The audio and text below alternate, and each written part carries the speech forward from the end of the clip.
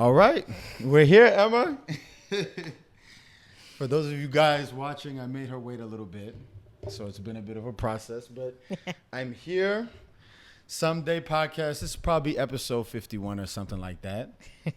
Special guest today, first of many for yourself. Yes. First of many for us. Emma Darkwa? Yes. Okay. Welcome to the podcast. You haven't podcasted before. No, I have not. You have Thank you not. for having me on your own podcast on the KPN. Yes. I'm very honored. Mm-hmm. I'm looking forward to learn and, have a good conversation. Thank you for Yes. having me. Now, some brief history, I guess, for the audience who's listening. Me and you worked together. That's right. So I met you, last year? February 2023. And so that was cool. I think I met you briefly, and then we reconnected. Yes, I Yeah. agree. I think because of the project that we came together on. Yes. We just And a happened to mutual see each friend other. of ours. Yes, Yeah. yes. Very, very mutual. A little too mutual. Yes. And so even in meeting you, we've always had some really cool conversations. Yes. And I feel like whenever we speak, we just go on and on. Yeah. It's good. Just good conversations. I agree. And so I was glad to bring you in because of that, obviously. I'm so happy you agreed to do this in the first place. Because that's sort of the toughest part with podcasting. But, let's start from the beginning. Okay. Right? Because I think that's where, that's just a great place to start. So tell me, you grew up where? Yeah. Hi, everyone. So, I grew up, born in Ghana. I am proudly Ghanaian on a good day. Born in Ghana, grew up in Qatar. I moved to Qatar in the Middle East with my family. I was 12 years old, 12 years old, and was there for about 6 years. And then at 18 years old, in 2016, moved to college here in the States, and I've been here ever since. Got you. Okay. Yeah. Now tell me, how was life, I guess, early childhood as you remember it? My time in Ghana was so fun. Yeah. We grew up in a very heavy community, kind of environment. Everybody knew everybody. I knew every auntie in the corner in the neighborhood. I knew every chicken on the floor. I knew every goat. So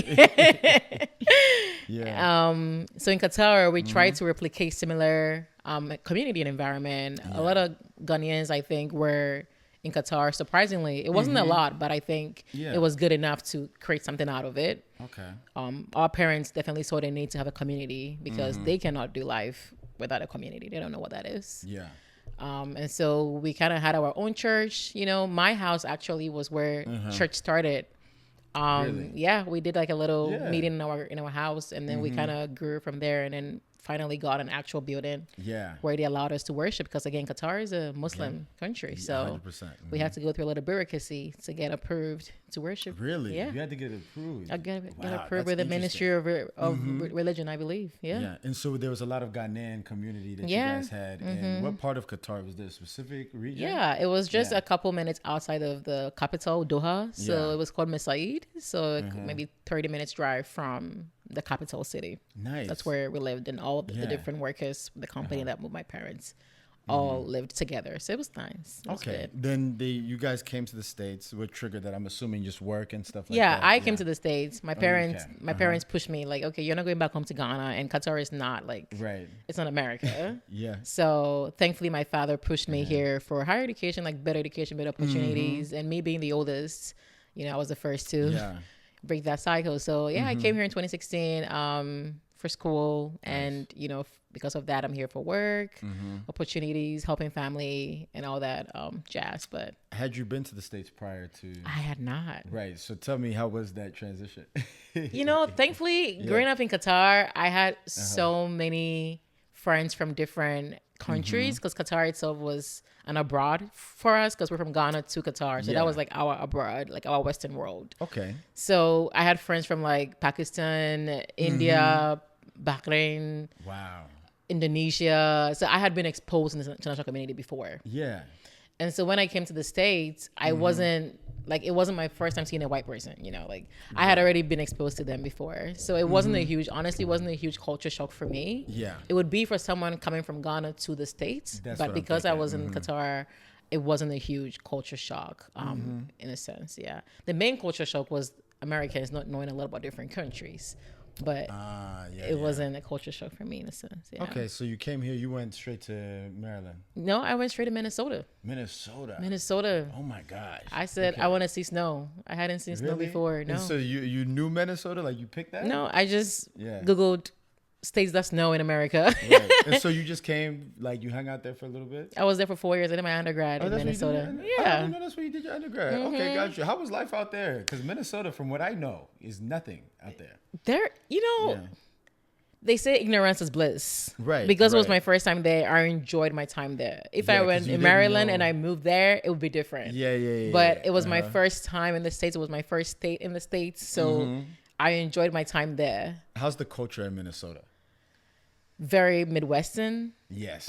Fish catching. Right. Lake. A lot of lakes. I think it's known as the state for 10,000 lakes, something like that. Don't quote me on it. I think I've heard something. Yeah. But it's very pretty in Minnesota, by the way. It's just too cold, but it's very pretty. I enjoyed my time there. I'm glad that was the first place that, I stepped in and because it was a boring state, I had time to study. I was a really good student.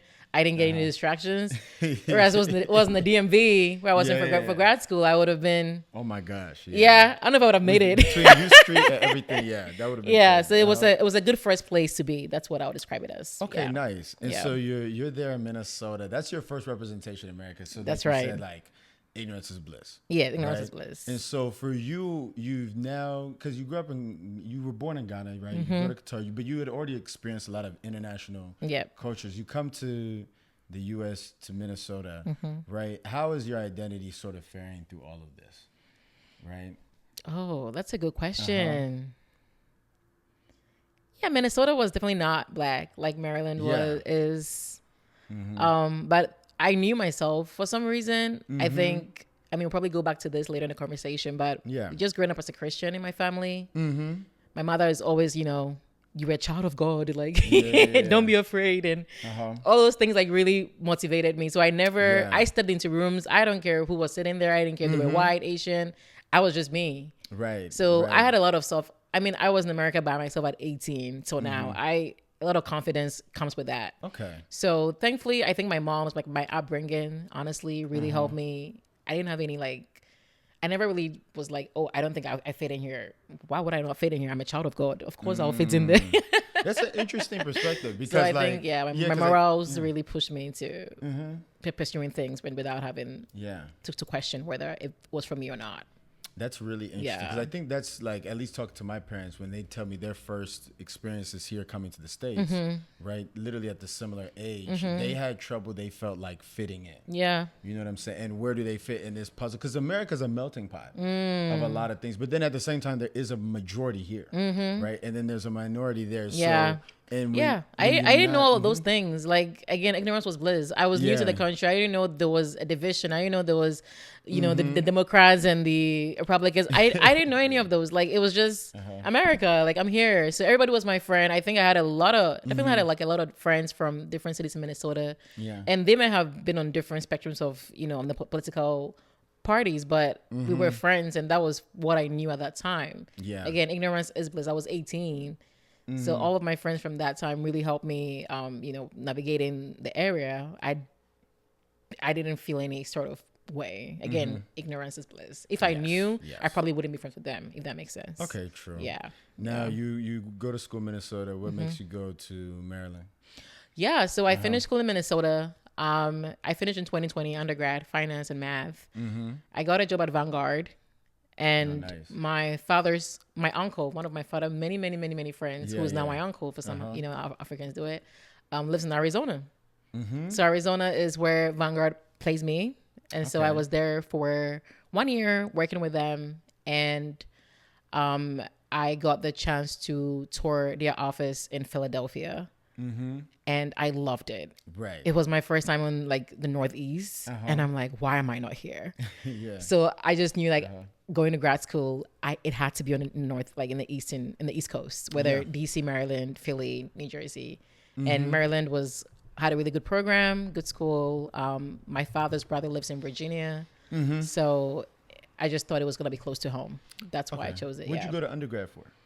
Finance and math. Finance and math. Okay, so then you went for business analytics. Yes, for the master's, yeah. Now, you worked that job. I'm assuming that influenced you sort of what you wanted to do, right? Yeah. African parents are very hands-on with what you're going to do. Yes. Right? So are you figuring that out throughout this time? Or had you worked some jobs when you were younger in Qatar or whatever? Or are these some of your first work experiences? Yeah. I think my first job after grad school, and I did like a few like assistant jobs here and there during undergrad too. So I think my first job after grad school really pivoted my interest in analytics and data because I just knew that that's where the competitive edge was going to be. Yeah. And as an African, you always want to stay on the top of things. Right.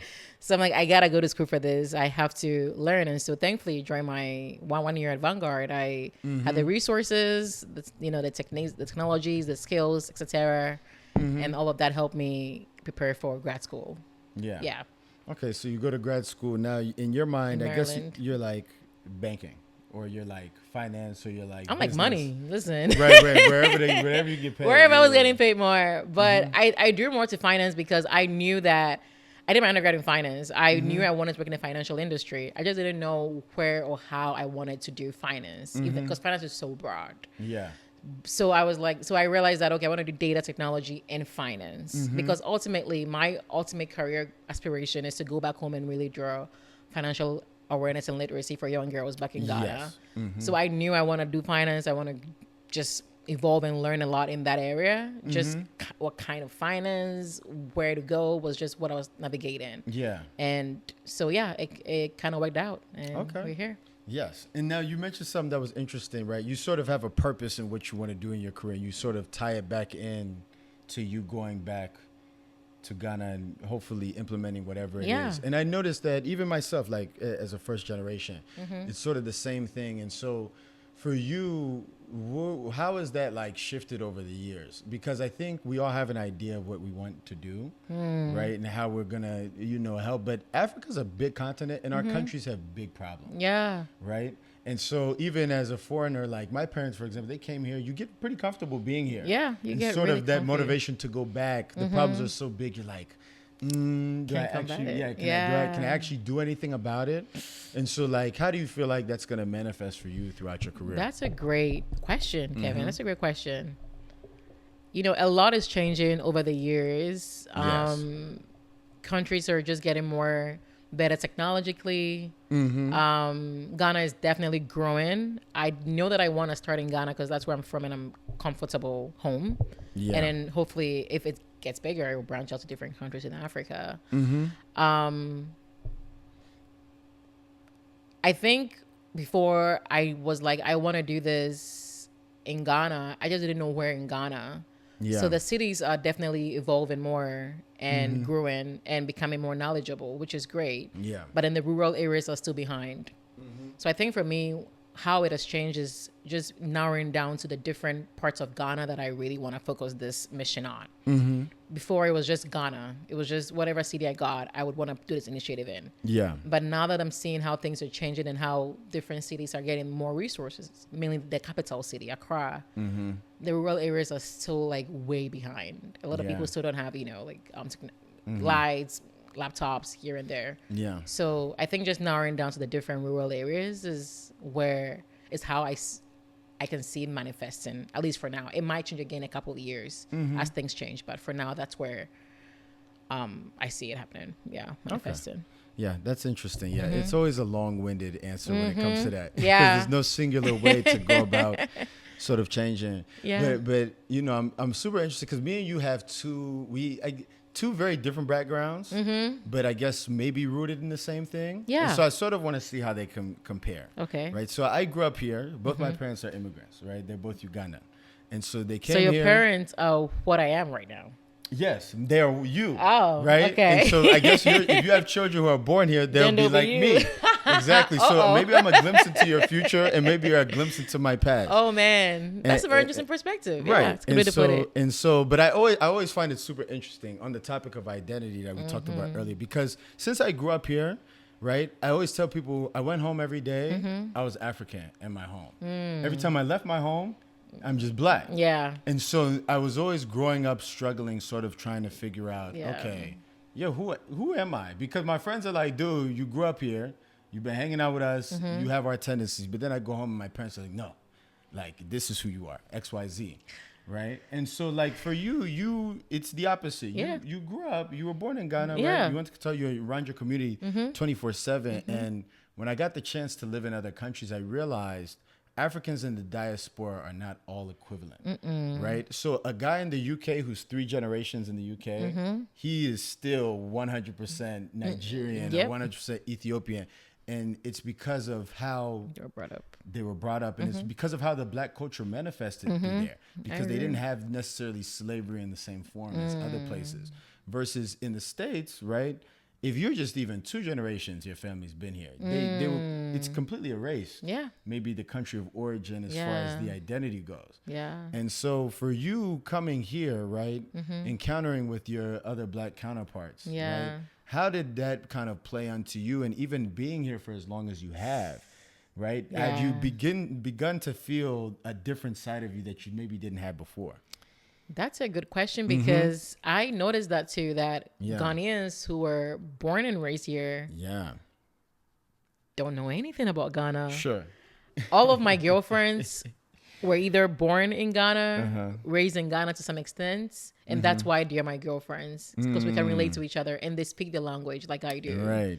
But the ones who were born and raised here who do not speak the language, it's so hard to relate to them. Right. Because the Americanized part of them is just so heavy than the Ghanaian part of them. Right. In fact, they barely acknowledge the Ghanaian side of them. Sure. Unless it's like Ghana Independence Day or Ghana wins a match and we're driving at the World Cup, you know.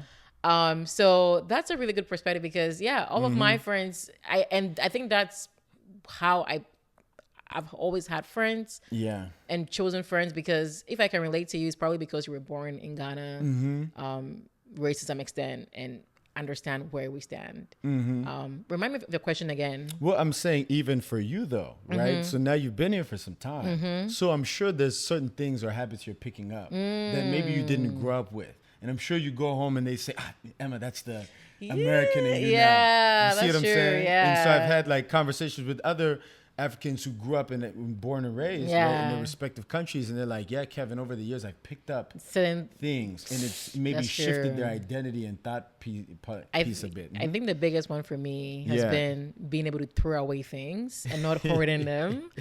Growing up, we keep everything. Right. Like everything is sentimental. Now, just put in the trash. Like you can get a new one. Or being more independent now has been a big one. But definitely just getting rid of things, or like not finishing. Like I don't have to finish my food. Like back home, you have to eat everything. Now, no, I don't want to finish. I can throw it away. Like, it's okay. It's okay. Yeah. So there has been definitely little tendencies here and there that I've noticed myself that, wow, this is the American side of me. Haha, this is funny. But I think I still have my Ghanaian side very much ingrained in me. Just by little things like that, I see myself being on the American side for sure. Right. Yeah. Because back home, like I wouldn't throw food away. I would keep it in the fridge. But now in America, like you just throw it away because you can get a new one the next day. It's fresh grocery, and it's every day for a reason. Yeah. Yeah. So.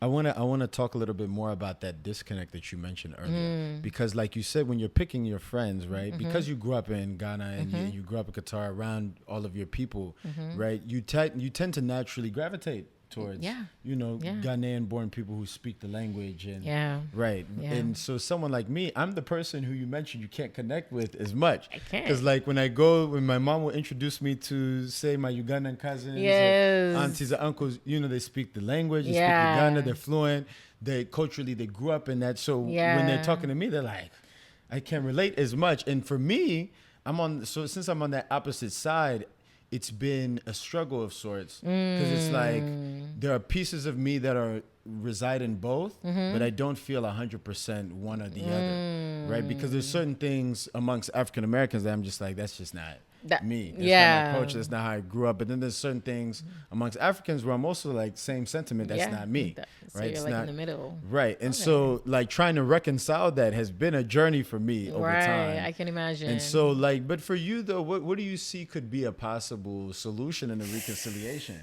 Because my thing is, Emma, all of our parents, right? The new generation of Africans, the goal always for our predecessors was go to another country, do very well, and perhaps go back. But I think something that's gotten lost is not everyone's been going back. People go to they brought their families to their new countries. Now your kids are 2-3 generations down the line here, and they don't want to go back. Yeah. And so now the idea of going back is, well, we'll never fit in if we go back anyways, because we're so different now. Yeah. Right? Even at the family gatherings, we're different than each other, right? The ones who are here and the ones who stayed. Yeah. And so I'm like, what is the reconciliation? Yeah. You know, do you see a possible way for that, or? You know, the biggest thing that you've mentioned is being aware of it, which you very much are. You're being self-aware of that half and half that you are in. Yeah. Like, you're very much aware of it. A lot of people are not. They don't. Yeah. You know, so being aware of it and acknowledging it is a good first step. Sure. And then taking both of them and putting together how it works best for you. Right? Because for me, if I'm in Ghana, I'm Ghanaian. Yes. When I'm in America, I'm Black. Right. Period. When I'm in America and I'm in around the Ghanaian African community, I'm Ghanaian. Yes. When I'm in America and it's Juneteenth, I'm Black. Like, you just have to be that person that you are in that scenario, that environment, that time. That's the best way, and it's the best of both worlds if you think about it. Sure. There's nothing fun like being African and being Black in America. Right. Well, that's like it's so lit. Yeah. So, yeah, just taking the best of both worlds and owning it.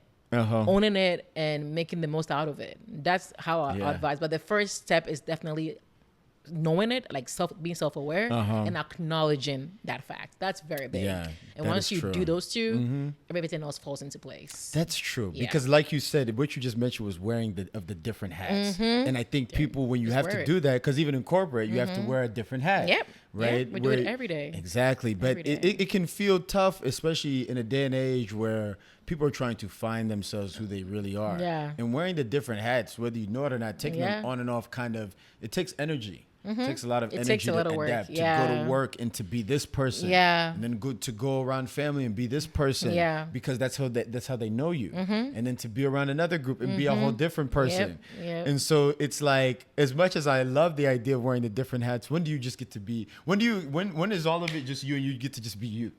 When you make your money and you're retired. Yeah, that's a good way to put it. Yeah, that's where you get to be just you. But honestly, I don't know. I don't think I have a great answer for that. I don't know. I think for me, I have chosen one, and what I am is I'm Ghanaian. Yes, I noticed that about you. Yeah, I've just chosen that I'm Ghanaian, and whenever I ask me where you're from, I'm like, I'm from Ghana. Right. I'm in Maryland here and there because that's where I went to school. Like, if you ask me where I'm from in the States, I'll say Maryland because that's where I went to school. I have family there, fine. Yeah. But where are you from? I'm from Ghana. So just choose one. Just choose one and just own it. And you will not go wrong no matter what you go with. Hopefully. Hopefully. Yeah, I agree with you though. You'll be fine. Yeah. You'll be fine in your life. Yeah. You'll be fine in your life. Do that. And if it's overwhelming for you to wear different hats, who do you truly want to be? Yeah. Just choose that and say it. I am Kevin from Uganda. Yeah. I am Kevin from Atlanta. And that answer would change depending on who you're talking to. But that is true. Just choose one and own it. And just own it in the moment. You know what I think it comes from, though? It's a survival tactic. Because I want to hear from you, because it's like when my parents, when they tell me when they came here, they grew up learning English in like the British school system and stuff like that. My mom, she told me she grew up watching movies and learned like the different cultures because she couldn't travel as much. So it was watching James Bond and seeing, oh, this is how life is in the UK. So like picking up those tendencies. And then when she came here, she's like, all right, I'm this African woman, right? People are already going to have a predisposition to judge me. So when I'm in those different spaces, let me do my best to assimilate into that. Yeah. And so I find that the different hats ends up being like a survival tactic. Unfortunately. Because you get around in corporate, you're scared if you show who you actually are.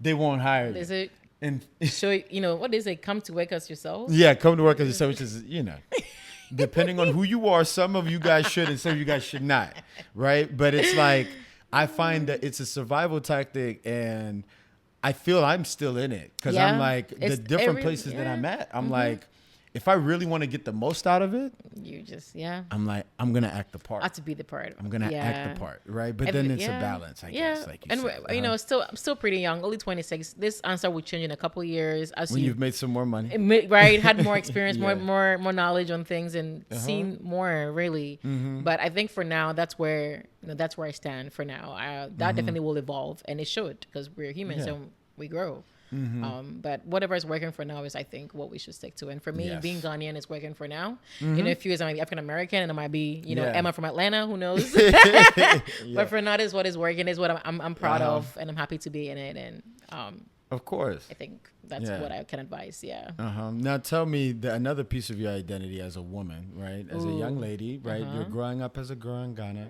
I know African culture is very conservative, right? And maybe if you want to put a party on it or not, but it's all these cultures that you grew up in. I'm sure in Qatar, very different as well. It's a Muslim country, right? Then you come to Minnesota. In the United States, it differs for women in different regions. You have more liberal places, more conservative. I lived in the Midwest in Ohio, so I know sort of that climate versus the South versus what a lady is supposed to be in the North, XYZ. Okay. As a lady, how has that transformation sort of been for you growing up into your mid to late 20s?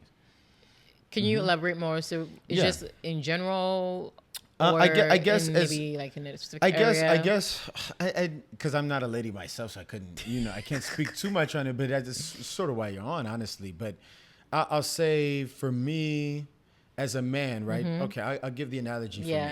So for me as a man, my father is an African man. So who he taught me to be is different than who my coaches necessarily, my African American coaches taught me how to be as a man. But I've been able to take from both doctrines and apply them to myself in what I feel is fit. Right. Now for you, right, in Ghana, what is a woman, right? Oh my gosh. No, I hear you. You see what I'm saying? Yeah. How you're raised as a woman in Ghana is different than how a lady is raised in Qatar. It's different as a lady in Minnesota. Minnesota is very different from Maryland. Oh yeah. You see what I'm saying? And so for you, how has that progression been? Come together. Yeah, that's a great, wow. So Ghana, as you said, most Africans are very conservative. Yes. Yeah, growing up in Ghana was just, go to school, don't look a man, all that jazz. Qatar is highly, very Islam country, and women there don't have any rights, really. Saudi Arabia, women just started driving in 2018. The ladies there also marry very early. Yes. And polygamy is very heavy there. So the only part of that culture that my parents liked was being able to cover yourself. Right. I'm sure they love that. Yeah. So that is what I'd take out of Qatar for like my women's right. Then you come to a pretty progressive country. Very, very progressive country. But in Minnesota, I think it's a very Midwestern culture for the girls to marry early. I think it's very Christian. The girls, they marry very early. That was not my parents' plan too. We, go to school, get your degrees here and there, and then you marry. You don't depend on a guy they used to say something, the girls in Minnesota, they'll say, I want my ring by the spring. So that's like ring by graduation. And I never understood. I'm like, what are they saying? That was not that either. But what I did learn from them was also the beauty about motherhood and being a wife, because they love that at a very young age. I didn't want it at that age, but I learned what it's like from them at that age.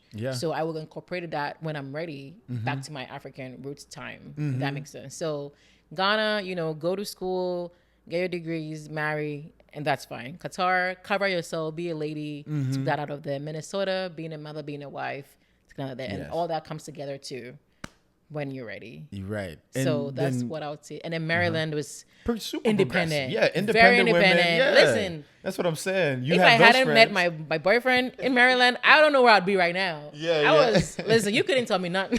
Right. I was all, I was like, I'm doing my master's. I don't want a man that's like, I was all that chit. Yeah. But Maryland, definitely. I thank God for grace and just a lot of learnings. Because if you don't realize it happens really quickly that you're thinking that way. You're in that environment. You're in DC, like all these lawyers were looking cool, and like all these women lawyers. Like, it's just so nice to see, to be honest. So Maryland, taking out the independent side of it, but also relating that to the Minnesota side of learning how to, include that in motherhood and wifeness and all that. So taking different elements here and there, honestly, and bringing it all together. That's what. That's how I bring it together for me. Yeah. Somebody also have a different perspective, but for me, that's little things that will come together. Gotcha. Okay. Now, before I get on to one of our last topics, right? Because we'll talk about spirituality, because it's sort of been ingrained in the whole entire conversation, right? Yeah. But I always love to give people sound bites as to, what they can learn from whoever I'm speaking with. Okay. And so I want to hear a couple questions I have for you. Number one, right? As an immigrant who's coming to the States, what is something you really wish you knew prior to coming here that would have maybe helped you out, or something you've looked at in hindsight like, oh man, I wish I would have, you know what I mean? Oh, I haven't thought about that. What do I wish I knew as an immigrant? Yes. Before coming to the States. I came here at 18. I came here at such a young age. Yeah. And I had so much family support coming here.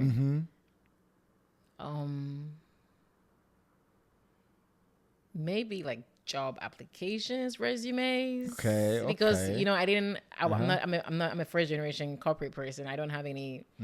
If you don't have anybody in corporate from your family, it's really hard to get into that space and even know when to apply. Because in the US, you apply for jobs a year in advance. So I think that's what I wish I knew. It's just career related, if I'm being honest. Everything else, I honestly don't know. I don't know if I'm a good person to give that advice. I think you are. I think it just takes some digging to sort of recollect some experiences. I'll ask you the second question as you think on that. The second question, I guess I would ask then, as a woman, what advice would you give to, young women in their 20s who maybe like yourself, have had to be in different environments? What would you sort of give them as far as navigating all of them? Because I think it's sort of interesting the cultures you've gotten to experience, whether abroad or even here.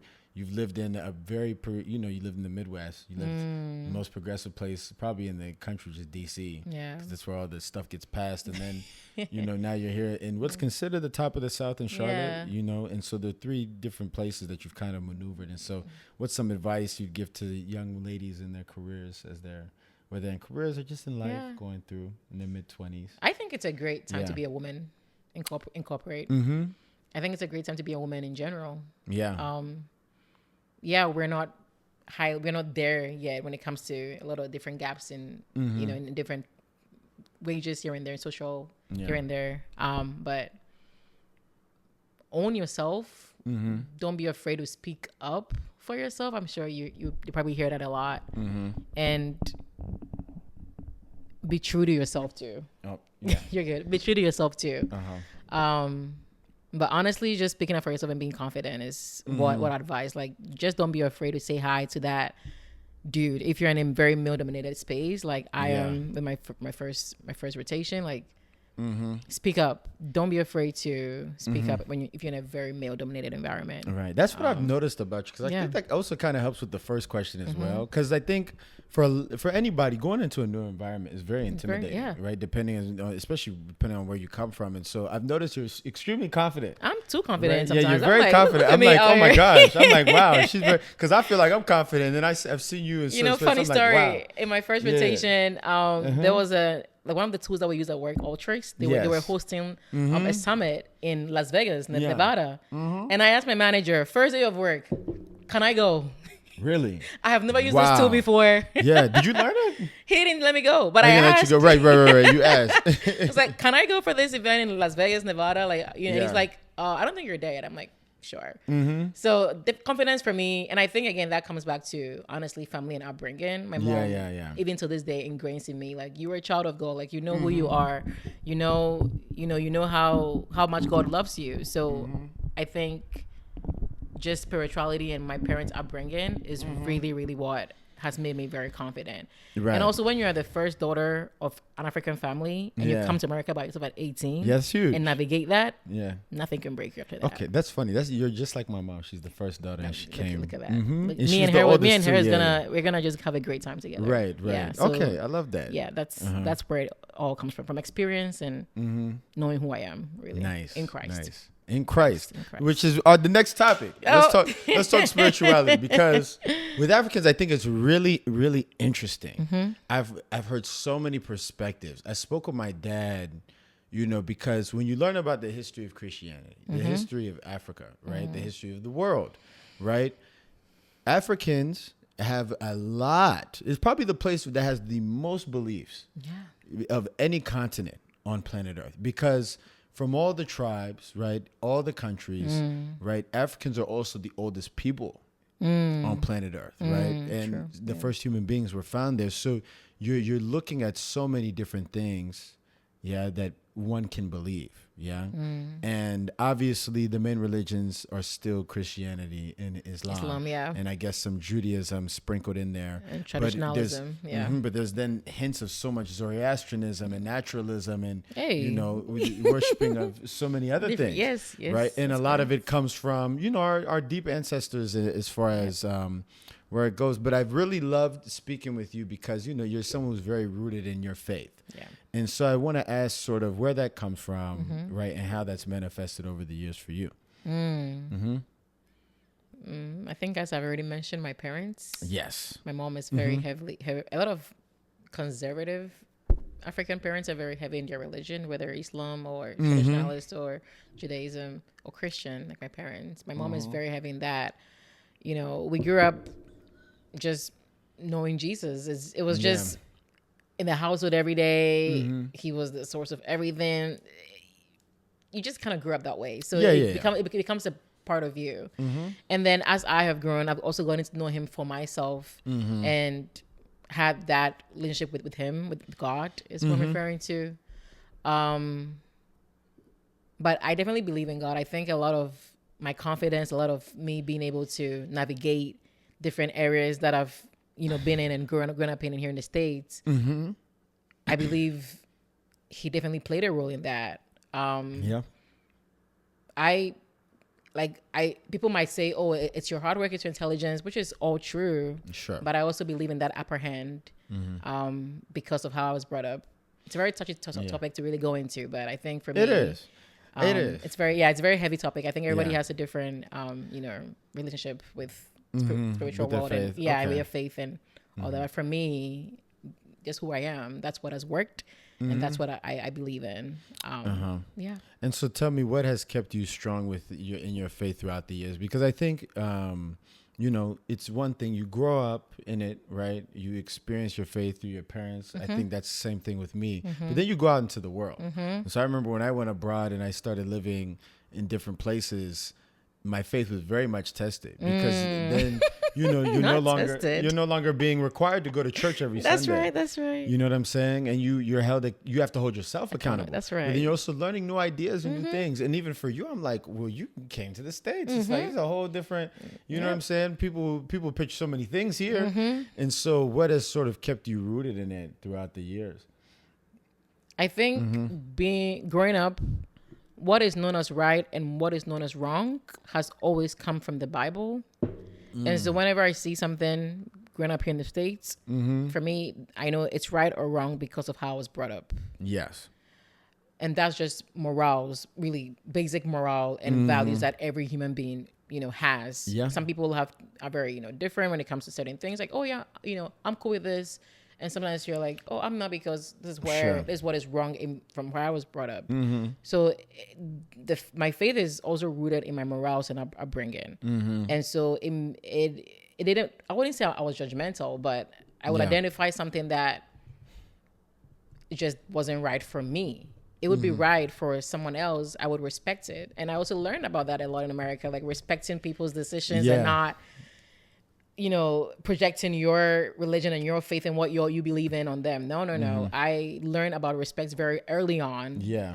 And if that's what works for them, happily go with it. But that's not what will work for me. And again, knowing who you are in Christ is where I stand on that. Like, if you know yourself, you can respect others, support them, but you know who you are. And there is a verse in the Bible that says, focus on your own salvation. And that's what I'm focusing on me. You know, I'll be praying for them and I respect their decisions. Right. I'm focusing on me and I choose. And it's just easier when you do it that way. Instead of trying to project it on every single person and go here, do that. That's wrong. That's right. No, we don't know what's wrong and right. That's how I was brought up. They were brought up differently, and that's okay for them too. And it's just knowing how to respect others is very, very big. I think it's very that big. is super big, especially in today's. Because I was gonna ask you about sort of your discernment in today's climate, because every seriously, discernment. Yeah, because every generation, I think every generation it gets tougher to keep a belief, right? In the ways that people are tried within their faith, it shifts, right? In the ways and the maneuvers. So like, for example, our parents didn't grow up with technology, right? Cell phones, social media, all that stuff. So for them, maintaining their belief system was, not nearly as tough because the exposure to other things was not quite there. The initiation of temptation and other things was not always as prevalent. I think for our generation, the newer generations now, the amount of information is infinite. Yeah. Right. The amount of perspectives is also infinite. Yeah. And so to be able to take everything in and still know what lies within your beliefs and what doesn't can be extremely difficult. And I think the best way I've been able to go about that in my faith, because I'm also Christian as well, is literally by staying in the word itself. Because I think you can watch as many online pastors. You can go on your Instagram, TikTok. You can agree with everyone, and everyone's saying something, and then you hear something that's a little bit different. You're like, oh, well, that doesn't sound wrong. And then you hear something that's also a little different. Like, that doesn't sound wrong. And then it's like, well, what did God actually say about it? Yeah. You know what I'm saying? And so I always tell people, like, before I even try to agree with a perspective or even offer up mine, I always tell people the only perspective I want to agree with is the one in the Bible. Yeah. And so that requires me to actually go into the word and actually read about it. And so like one challenge I gave myself was to read the Bible cover to cover. Oh, lovely. Yeah. How's that going? Oh my gosh, it's tough. Because I stopped in March. Exactly. I couldn't make it. Yeah, because when you get to the book of Kings, Kings 1 and Kings 2. You usually got to, I was in Exodus. Shoot. Oh my God. Oh, Emma, come on. You stepped the Exodus. Yeah, no, it's tough. And it's taken me years even so to get to this point. Yeah. And you forget how long the Bible actually is. The Bible is actually long. And it's not just reading. You have to understand what's going on. Thank you. And then you have to go back. I'm like, okay, you know what? The first time I tried it, I literally had to restart because I realized I was missing out. You need to read it chronologically to understand the timeline. Yes. Because I think everything gets lost. People don't understand Old Testament, New Testament. Yeah. And then on top of Old Testament, New Testament, there's a timeline, but prophecy that's projected across both. Yeah. So then if you're just reading random pockets, this is something I found. It won't come together very well for you. And you'll be a little confused because you'll read about sacrifices in the Old Testament every time someone sins. In the New Testament? And you're like, so do I need to sacrifice a cow every time I...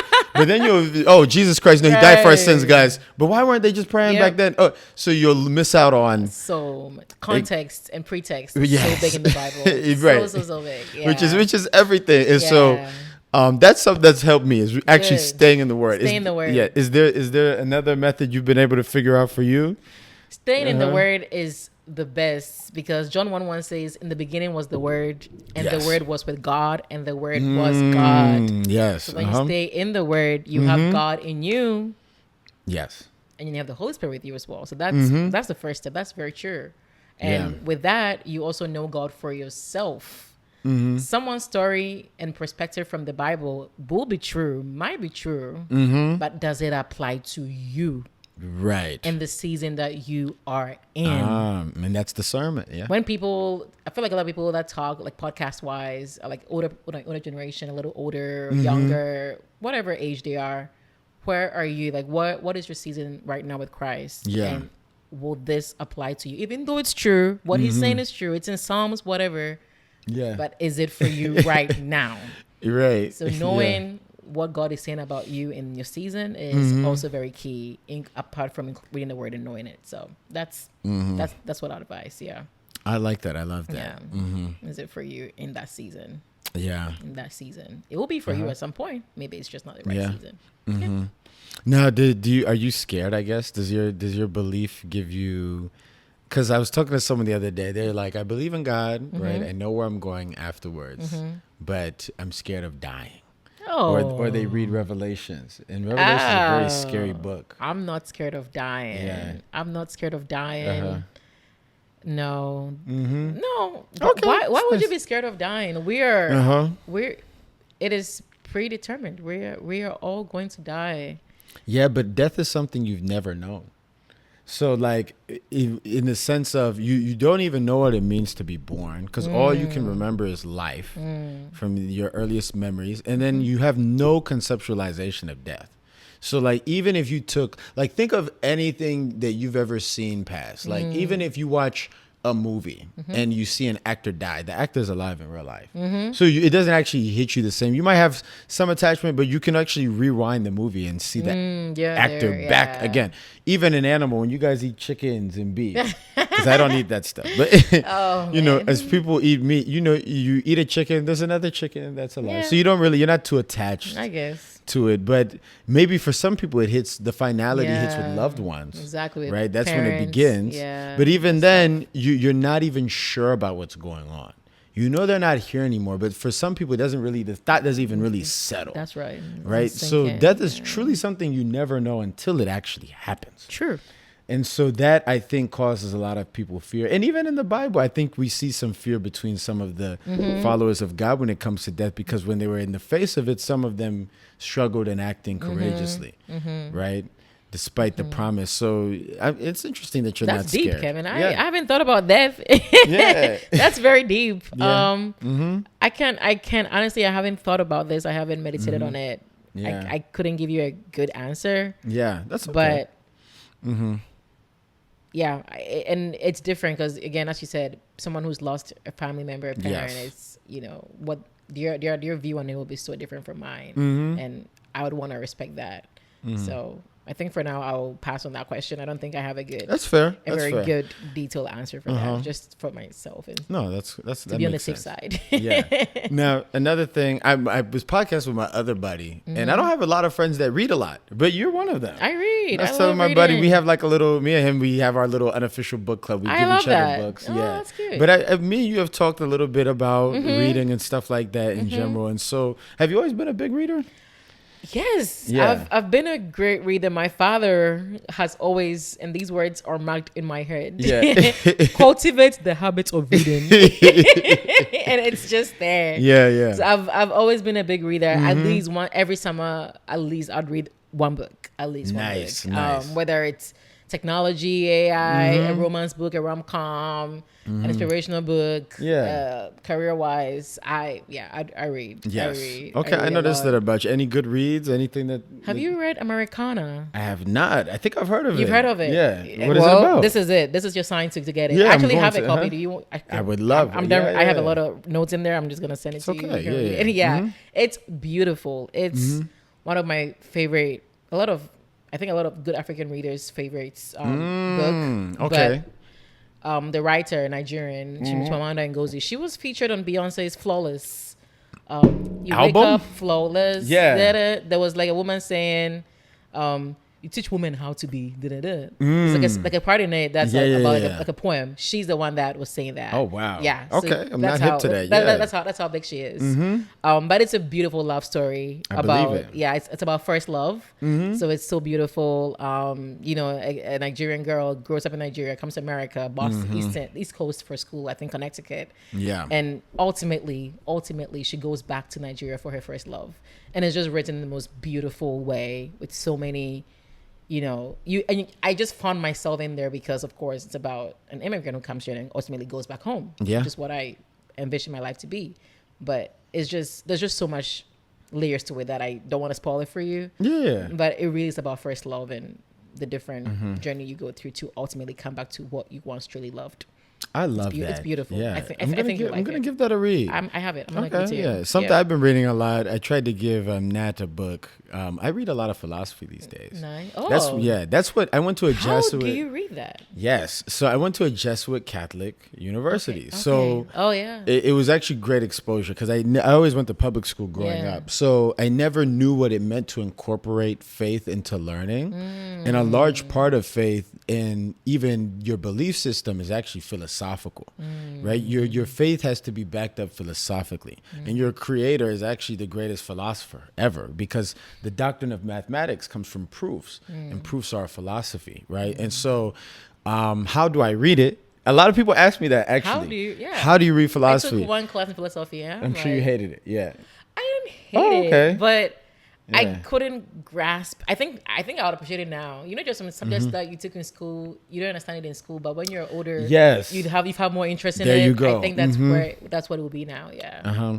I guess the way I've been able, because when I first took you're forced in Jesuit school to take philosophical classes, theology classes, and at first you're like, bro, this is crazy. This has nothing to do with my major. But I ended up seeing some worth in it because I realized they actually connect to the doctrines of things that we actually are interested in. So economics is a social science. Yeah. The social sciences are based off theories. Those theories are based off of philosophies, right, that stem from the human nature. That human nature being arguably intrinsically good or bad, right? The idea of morality comes from a whole branch of philosophy, right? Which is things like with guys like Descartes or Machiavelli or, insert your favorite philosopher. They go into the nature of those things. They break them down. And a lot of them were also theologians at the same time. And even Christianity, early Christianity is theology. Yeah. Exactly. Yeah. And so that when you think of it from that lens, you realize that there's something in it for you, which is, I think, the first piece of reading philosophy is knowing that, you're not just reading a bunch of thoughts from a guy. There's actually something that's very applicable to your life. Yeah. And so even that conversation of death that I told you about it's a philosophical discussion. Wow. Right. So that's sort of how I've been able to get into it. Nice. And I've really enjoyed reading it. I encourage everyone to read it. I have a broad range of perspective. I have some books here. Oh. So Plato and Socrates were some very famous guys. I think it was Socrates who did all the speaking and Plato who wrote all of it down. Okay. So his works are pretty famous.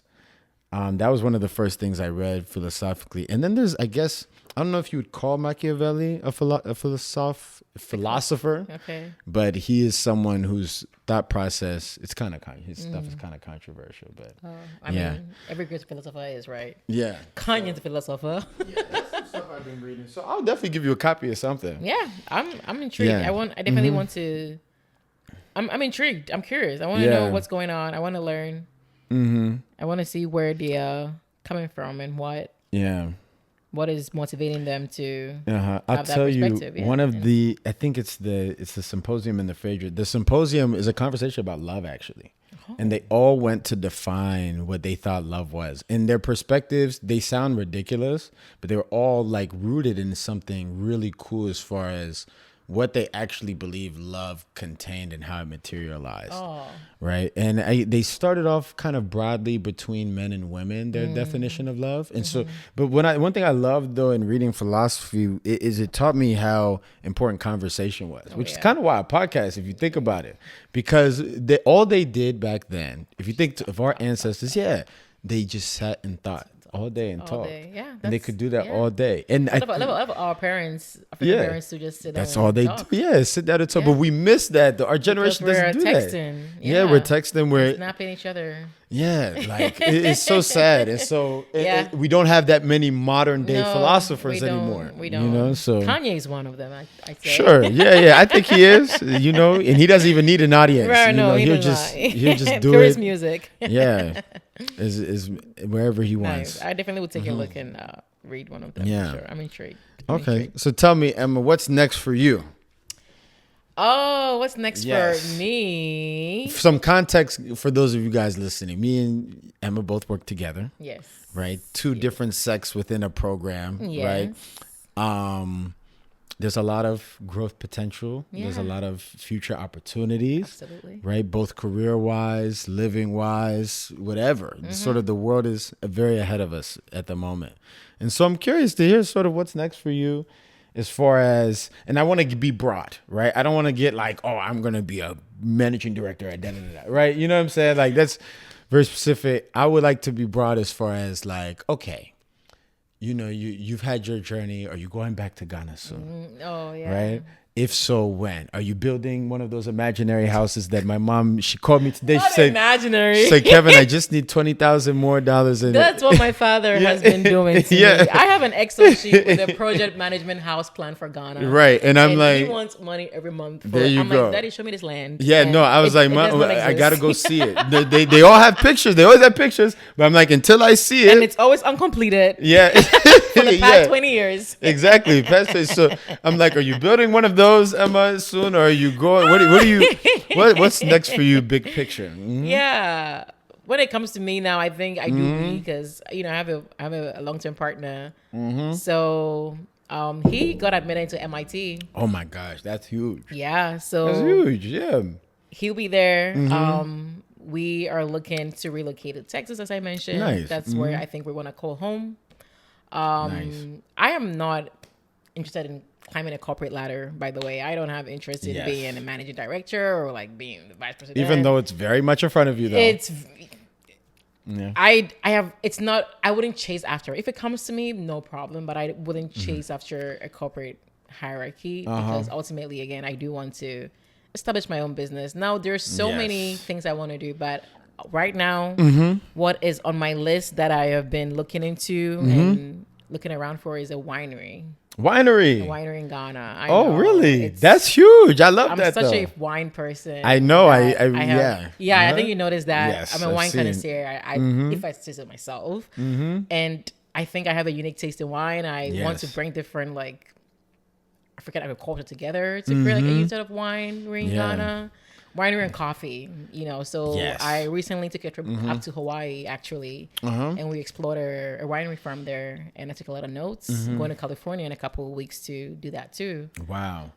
But that's what is next. I have the land purchased in Ghana. Oh my gosh. Yeah. And that's what That's gonna be huge. I'm cooking up. Yeah. I love that. I have to be one of the first people to taste it. You have to. Because like, I'm also a wine connoisseur myself. Yes. So there's a lot of money in that industry. It's such a huge investment, but I just love it, and I just want to be.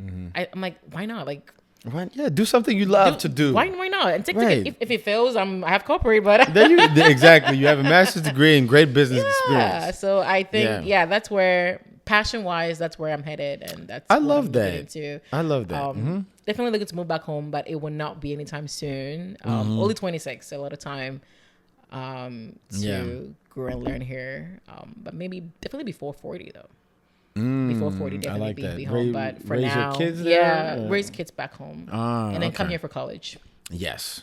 Yeah. But for now, passion-wise, a winery, moving home in the future, but not anytime soon. And honestly, just living life. Yeah. Traveling. I love that. Yeah. Living life and enjoying my youth. Yeah. Enjoy my youth. As you can. Yeah. And make it as long as possible. What about you? What's big on your what's like the next big thing? Well, unlike you, I'm actually interested in climbing the corporate ladder.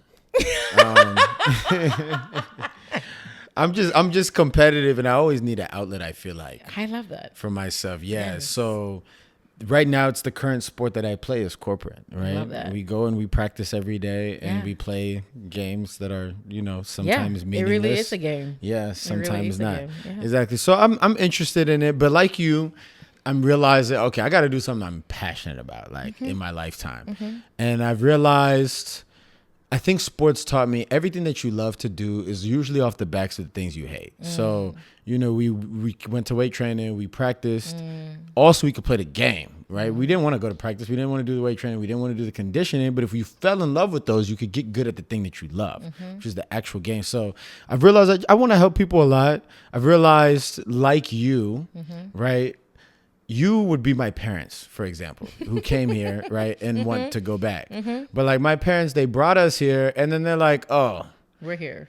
Oh, we're here. But then they're like, this actually isn't the best thing, right? So you guys should probably think about going back. So it kind of has warped like. Sorry, have they mentioned to you guys to consider going back home? Yeah, Oh, I talk to my mom about it all the time. And even not even just that, but working in different places. Yeah. And so like I've realized the American dream that was sold to a lot of immigrants is not actually what it is, if that makes sense. And I say that to say like, and I actually have a lot of arguments with Nathaniel on this. And so I'd like to hear your perspective. Okay. I told him our parent, like, because he met my dad, right? Oh, lovely. And so my dad is like him. He came here at 1920, Same? right? Okay. Went to school, okay. and he's been here ever since, and he's raised a son here. But look at my dad, right? There's not so much America really has to offer for him. And even me as his son, it's like, as much as I'm so appreciative to have grown up here, right? All the value that I could provide would be best used in Uganda, right? The value that I could provide here is only marginal because I'm first generation. Yeah. So I'm not really building off the backs of 6 generations who have worked hard here. That's really good, And so then for me to continue to work hard here would sort of be a bit of a waste given everything that I've already learned versus I have a cousin, right? He grew up here, he grew up here, and sort of as soon as he graduated college, he went back. And I see every day he has such a huge impact back home. Yeah. So I'm like, yo, was the American dream actually what our parents, whatever they were sold, is this actually what was intended for them to bring their families here? And even for our continent and our countries, right? The brain drain. As a result of that, you've taken the top talent. All of our parents were probably very educated, probably one of the best educated in their villages, in their respective villages, were able to make it out, but they're missing in their countries. Like my dad would be so useful in Uganda. I would be so useful in Uganda. And so that's sort of the argument we've been having lately. I'm really in between in that because I actually think the American dream is... I am a testimony of the American dream. Yes, you are. I am a huge testimony of it. My father is definitely a very proud man back home. Yeah. The daughter is in America. So. Yeah. And that's how my parents are too. Yeah, just like you. But I always say, if your parents or I hadn't moved here, would I have known what I want to do back home? Okay. If you were living in Uganda, would you want to make the impact that you were making, that you were willing or you're looking to go in to make? Yeah. Not that you wouldn't know how or you wouldn't see the need for it, but would you have want to do it? Yeah. Or would you be like all the other Africans that are still currently home and looking to come to America no matter what? Yeah. And having a long line at the embassy right now. Right. So we come here to get a perspective of what home is and how and why we want to go home.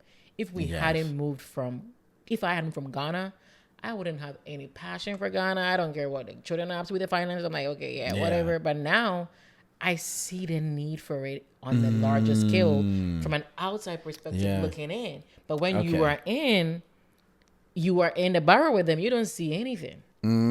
So yes, the American dream is iffy here and there, but there is a need for that migration. Yes. Again, I'm not saying that the initial migration. I'm not saying that moving out of Africa is the only way to see that there is an issue in Africa. Yeah, of course. People are there and they're solving problems. Not a problem. That's beautiful. And there's some of us that move made us realize what we can really bring. Our full potential was explored here, and now we know, wow, I can really do this. Yeah. Let me go home and do it. So that's just the perspective. So the answer, I think then you answered it for my parents and yourself. The initial migration is correct. It's needed. I guess now I wonder for the first generation or the second generation. Will it be? Do we stay here or do we go back? And in my head, I'm like, I think we should probably go back. Both. What do you mean by both? Stay here, build something, I guess. Get something out of here. Get the moral and values and knowledge from back home too. Yes. Come here, learn, and then go back home again. So I would have my children here. They'll be 4 years old, 5 years old. Back to Ghana. Yeah. Ghana till 18. Sure. I'm gonna go to boarding school and go through all of that pain. come here for college.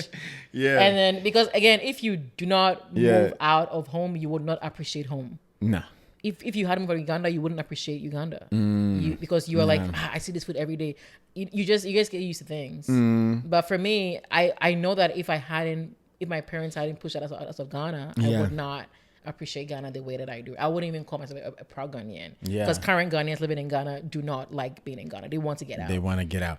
Okay, then tell me from the African American perspective then. Okay. Because I've grown up here and I've seen both sides. I tell African Americans all the time because that's another thing I see. I'm like, we're all trying to build something here in the States when it's not even our place. It's not intended for us at all. Even if you're black and you grew up here, how your ancestors got here was not in the intent for them, right? So there's a whole continent with our land, with our people that's intended for us, right? Now I understand the differences in cultures and each side accepting one another is very difficult, but I always am pitching, I think everyone should just go back home, which would be Africa, to the motherland, because look at the other cultures and what they've been able to do, right? They come, like the Chinese, for example. I read a book about Alibaba and Jack Ma. Oh, I love Jack Ma. Exactly. He's magnificent. Guy. He came and studied here. He went back and started the best company and they've built it out and he has no intention of really ever being around it. Exactly. And there's so many stories like that in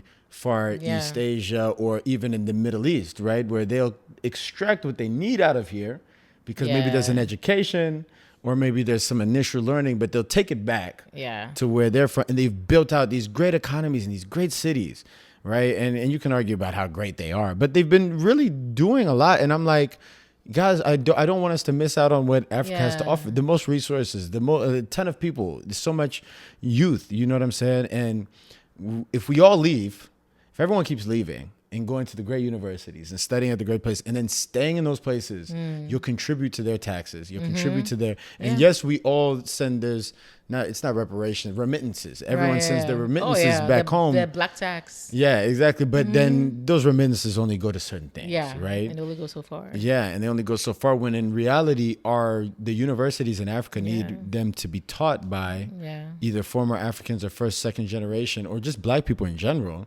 to further build up those infrastructures so that people don't have to go to Harvard and Oxford. They can go to, my parents went to Makeda. Yeah. You see what I'm saying? Schools, yeah. I disagree with you when you say that African Americans shouldn't call the U.S. home.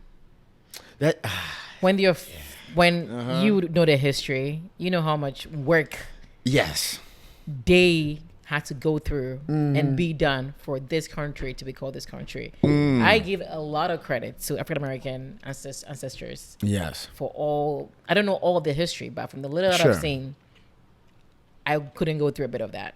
Yeah. They definitely deserve to call it American. In fact, America is their home. Yes. They built it to some extent. Yeah. No, not to some. They built it. A ton of it. To a whole extent. 110%. They need to, they call here home. Here is home.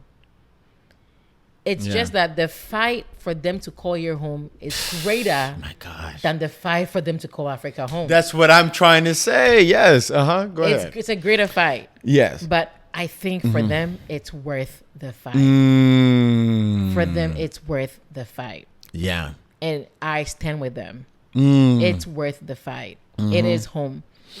It is home for them. It is worth the fight. And you know, they are welcome home to Africa. They are welcome home to Ghana, to Uganda. They are welcome home. Yeah. But if they choose to stay here and fight, then so be it too. You know, that's where I would say for that perspective.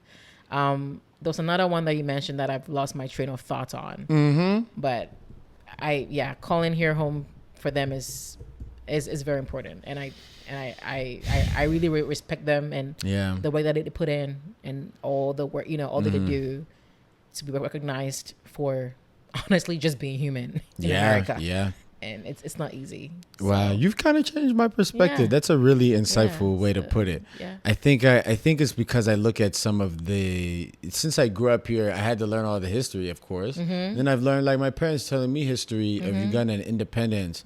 And so like sort of comparing the two, I've always been like, well, the game here has always been rigged from day one. You know what I'm saying? From the time Africans came, were shipped here, forced here. It was always rigged for them. It was even when systematically created for them not to succeed. Yeah. It was always going to be the white on top. It wasn't going to work that way. And we're still fighting that fight. Yeah. And even to this day, I tell people to be black and successful is to sort of be handpicked. Yeah. You're sort of let to be successful here versus allowed. Really. Yeah, you're allowed versus in, say in other places, right? You have genuine shots at doing it from the grassroots level up without, as much of the game being rigged one way or another for you. So like literally in economics, you learn just statistically speaking, if a guy grows up in a certain neighborhood and he's black, the chances that he's going to be doing X, Y, Z are very high. Right. It's just a matter of circumstance.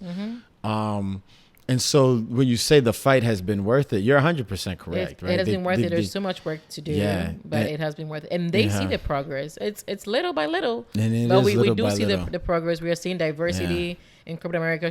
We are diversity in corporate America. Hello. Right. And because of that fight, that's why I'm here. If it wasn't for that fight, I wouldn't be able to indicate on the form that I'm black and I have a degree. And if it wasn't for that, I really wouldn't be here. So kudos to them. I guess what I fear is the masquerading of progress to black people through certain outlets. So when I say that, like that sounds like the most loaded term, but when I say that, it's the concept of, okay, we are pressing you guys, right? So even in Africa, this has been a thing. We're oppressing you guys, so we'll give you independence, right? So you feel as if you're free. But all of your leaders are appointed. That was my other point. Right. Yeah, and so I'm like, okay, we think we have freedom, right? And we don't. No, exactly. We don't have freedom. However, it's being masqueraded to you that you do, and you're being manipulated into actually believing an illusion of freedom. Yeah. And so I tell people, I think the States is where it happens the absolute most. Yeah. And it's even regardless of skin color. Yeah.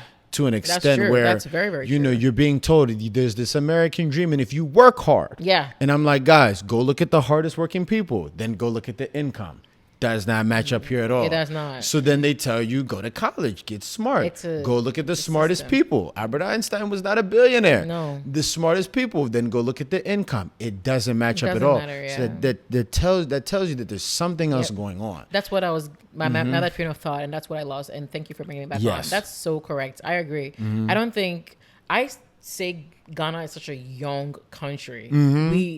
We haven't reached anywhere. I don't think, I don't know, like the UN and politics and the G7 summit and all of that, like international relations stuff. Yeah. But I don't think any African country is truly free. Look at France and how they're profiting off of Congo and different French-speaking countries in Africa. I don't think any African country is truly free. In fact, America keeps African poor. Yeah. So that America can be America. The reason why it's so hard for Africans to get just a visitor visa to come to this country is so that this country can be this country. That's what I'm saying. If anybody could enter here, then America wouldn't be America. They have to be highly selective to get the best of talent and through their visa immigration process and work visa process. That's how they stay America. Yeah. So Africa is not truly, like we're independent, sure. Yes. On paper we are. On paper. But we're being bought by China, Ghana, example. Yeah. Our mines are being sold to different Chinese companies. We have some Lebanese owned restaurants in Accra. I'm like, what is Lebanon doing here? We have Indians all over Accra. Yeah, we got Australians. We have Ghanaian Chinese children now. Yeah. I'm like, what is this combination? Yeah. Okay, so that's why Emma, I'm saying, and so I'm glad we're saying this because that's why I come back to my point, and I'm like, look, so if we don't own Africa, right? We and in America we've been fighting, but the game has already been rigged from the get-go. Then we're in risk of losing the last thing that we have, which is the land that has been bestowed upon us, which is the continent of Africa. And we're fighting to save the last pieces of it. And building a home won't be enough. But the thing is that what we are fighting here are the same people we are fighting for Africa. Yeah. Who we are fighting, the systems that we are fighting here as African Americans here in the States are the same political hands that we're going to be fighting for Africa. And if we're not succeeding here, we sure as hell is in Africa, because you're going to pay our leaders. Yes. And that's it. Yes, but there's hope because there's the consolidation. So let me tell you the consolidation, right? And I learned this through watching my parents interacting with African Americans and interacting with Africans. African Americans and Africans have been taught to despise of each other. From the differences in culture, from the differences in the type of intellect they possess, from the differences in all the differences. However, though, they are the missing pieces to each other.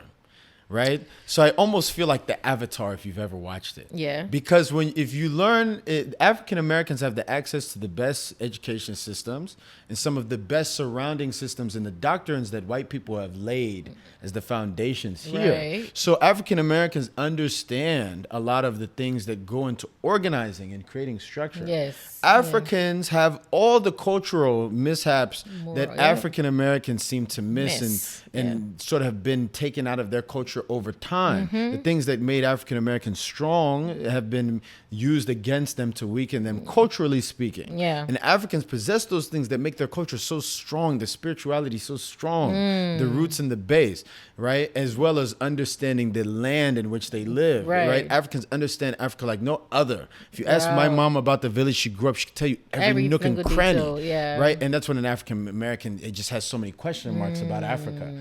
If they came together and combined their intellects, oh my gosh, you would create literally that fist, I guess, that we all throw up. Yeah, the real. That's what I'm saying. You would create a super, I don't want to say a super race, but you'd create one consolidated race of black people who don't start to identify as all of the other continents that they come from, but the one continent that they're all rooted in. Yeah. Right?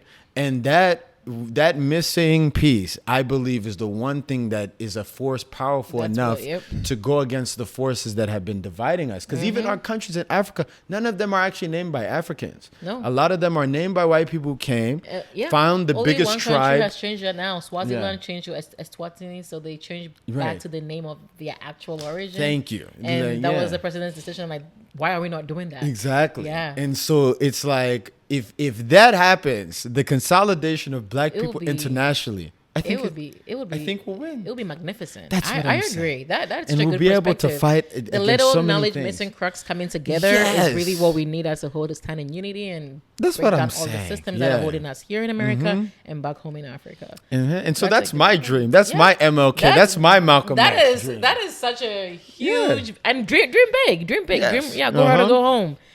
Yeah, I don't know how it's gonna happen, Kevin. I'm gonna I'm gonna be following your lead, but I don't think it'll happen. From a realistic, from a pragmatic sense. The only way I can see it starting, though, that's what I'm saying. I can see it starting. I can see it starting is through a lot of scholarships and bringing students from Africa to HBCUs and creating those sort of programs and putting all the HBCUs together. Ghana's first president, Kwame Nkrumah, went to an HBCU. Really? Yes. I didn't know that. Yeah. And imagine the knowledge that he brought to them. Yeah. At that time in the States. And how much you learned from him. Yeah. So. And vice versa. So I think HBCU is working with like good African universities and just starting with those little educational cracks, knowledge, putting the history together. That can be a great start, and then we can go to the national level with that, international, and then we just that's the start. 100%. Because I love how other cultures integrate themselves into other societies where they have their base continent or country, and then they will send their people out to go exploit what they can. As far as, you know, when you go to New York, you see every bodega is earned by a certain race, and you're like, and they're sending all their remittances, they're building all the infrastructure back in their respective countries, right? And then they still have some semblance of an American or a British dream or whatever that is. So that's my dream, and I think it can happen. It takes time. It would take a lot of time. It would take a little unity, but I don't know. With all these, it's just a lot. It's possible. We have a long way to go. 100%. We have many fights to combat 100%. to get to that big picture. Yeah. But we'll see what happens. We'll see. Emma, it's been great having you. It's been an honor. It was so fun. Thank you for having me. Great conversation. Absolutely. Good We're an hour and 18? Hour and 18. That's what I'm saying. So good conversations. Yes. It was nice to be here. Thank you for having me. Absolutely. And subscribe, listen to KPN for good conversations. And leave the comment, share to your friend's friends. Oh my gosh, you sound like a pro. You sound like you've done this before. I watch a lot of vlogs. I watch YouTubers. Right. So you've seen all this stuff. Watch all the makeup artists and all of the Thailand vlogs and getting ratchet vlogs. So oh my gosh, I know that says subscribe, share, comment. Yes, that's I think you have to allow notifications on your bell. So it comes to you when post notifications. Yes, that would be y'all nice. do that for my brother here, Kevin Kayambo. Yes, thank you. Thank you for having me. Of course.